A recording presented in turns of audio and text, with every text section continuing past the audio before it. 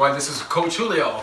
I'm going to show you a couple of cool exercises using a slide and how to do the same exercise without the slide and using a towel. So let's get started.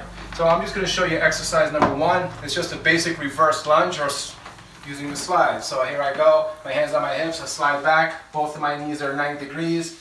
I'm up and I squeeze my glutes. Show you this way. I slide back, shoulders above my hips, a little balance. And let me show you a progression. I'm down, arms turn. Might as well show you another one. That's one.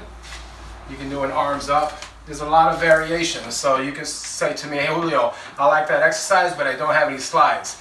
Can you help me out? Say, all right, grab a towel. If you have a hardwood floor, you can do the same exercise. So let me show you. So I have my towel. Goes down, fix it. And this can be done in the kitchen, in the bathroom, even though that'd be kind of weird, but it's up to you.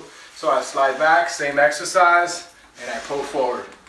Slide back, inhale, exhale, here's that progression, and boom.